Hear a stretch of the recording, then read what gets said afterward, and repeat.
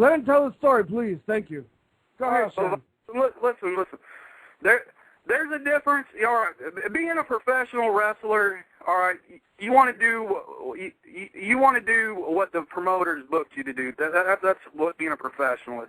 But when the promoter's straight up lying to you, telling you he's going to get your commercials aired on the Howard Stern show, get your photos on the Howard Stern site, and get you guys on pay-per-view, and really all he wants is to, try to be sneaky and use your guys to make his guy look stronger, then he shouldn't be surprised when at the end of the night, boom, his boy ends up with a cracked jaw. And these are the type of stories and shit that are going to be coming out now. We've just been sitting on. Like I said, I've been under a TV deal because of Living Large, and I haven't really did any talks, any shoots, or nothing. I've been working on the book Ace and the Seven Dwarfs, My Adventures in Midget Wrestling.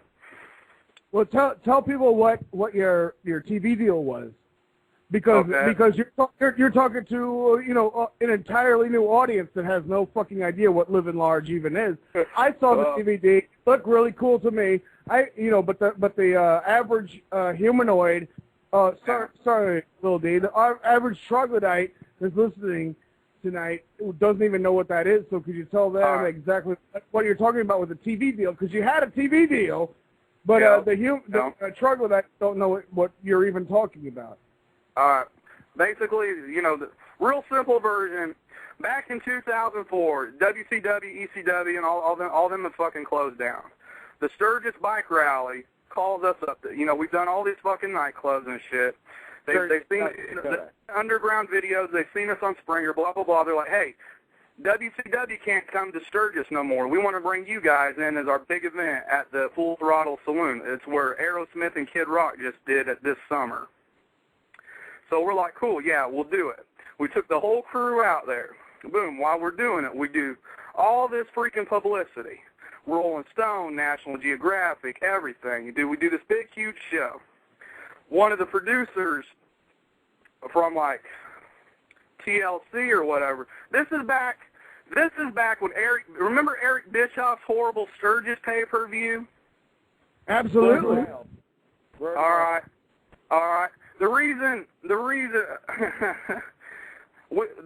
we agreed to do the club anyway is because the way they hooked us out there was we was told that the club itself was putting on that pay-per-view, and we was going to be part of that pay-per-view. Then we get out there and we find out it's really Eric Bischoff, and he's not going to put any other wrestling that he don't own on a pay-per-view.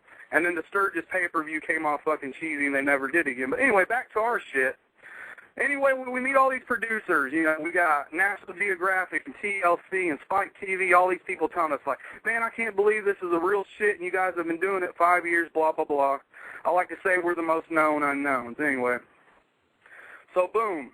So we work out a deal where they come to see 2 or 3 other shows, and they're like, you guys are selling out a nightclub in Florida. You're selling out a nightclub in Detroit. You got all these dwarfs. You got all these characters, and I'm trying to explain to them, yeah, I try to write my shit like if Tim Burton did acid and wrote a wrestling show, he would do micro wrestling, okay?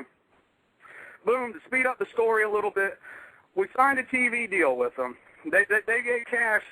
They gave POD this fucking huge check, dude. He bought a new house with it. I basically... Wait. Ace, tell everyone who POD is, because he's mentioned him a couple of times. POD is basically your clown guy gimmick, who is, what is he, the leader, more or less, of the whole micro wrestling type thing? All right. POD, legit, my best friend in the whole world. He wanted to be a country singer. He's never taken serious as a country singer. I met him up when I was in college. I was doing little bullshit indie shows. I said, hey, man, we ought to team up, and you can be the manager gimmick, but it spun around on me. He ended up becoming the one super famous. Super famous on the independent level when I say super famous, okay? Don't take it the wrong way, listeners, people out there in radio, podcast land. Okay. So POD Federation has ever beat Necro Butcher. Who in the mic? All right. Well, if we offered Necro Butcher, $20 worth of meth, he'd be there and put over anybody I want. Okay. Put over. I don't even know what you're saying. I mean, let me tell you what he was saying there, little Danzig. He's saying Necro Butcher would throw the fight. Now let me fucking get back to Ace, okay? Let me get back to Ace there, little D.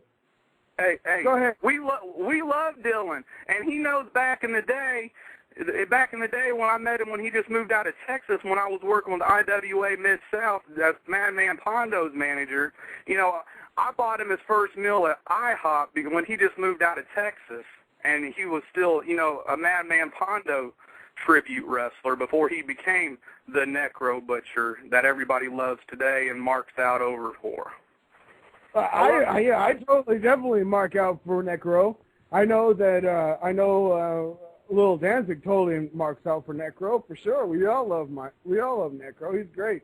But, go back to your story of how this whole thing fucking got started with POD and how you guys got into the whole thing. Okay, well, to speed it up, POD, he started doing the indie shows, and he would wrestle against, like, the Jerry Lawler Kings, Cheesy, Sleazy, and those guys. Met a couple other dwarfs. There's Pitbull Patterson out there. Wait. You can't just say that because the humanoids, I mean, the troglodytes don't know what the fuck you're talking about. He was on a pay-per-view with as Jerry Lawler's midget team with Cheesy. Which pay-per-view was that? It was the Survivor Series. I believe it's like Survivor Series or SummerSlam '94, somewhere thereabouts. Lawler had three little dwarf kings against Doink's army of, you know, dwarf clowns. And POD, you know, of course, you know, back then in '94, I was like, you know, 15 or whatever and just watching it. I had no idea I'd get involved in the twisted world of wrestling. So at that point, you were just watching this. That's how he was kind of already involved in the whole thing. So he'd already been in the thing for a long time by the time you met him, right? No, he was trying to focus on a career in country music singing. Like, he's a real good singer. He's got a band called the Cornfield Killers. But anyway, after I graduated...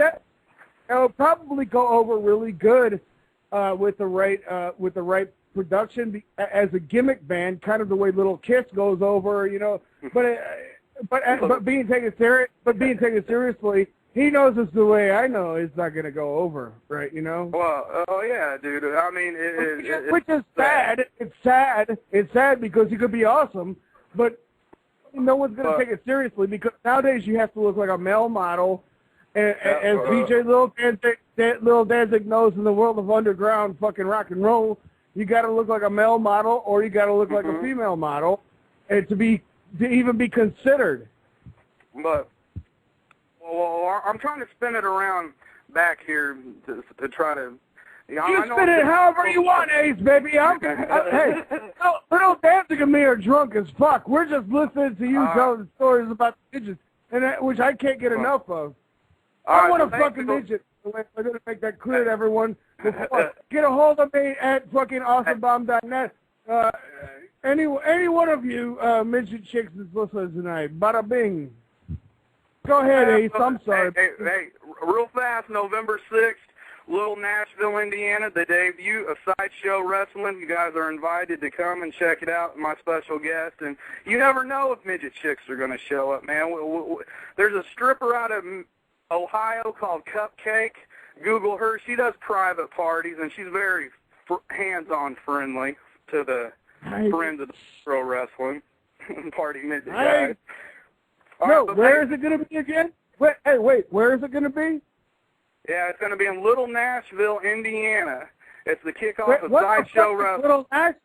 Where's Little Nashville?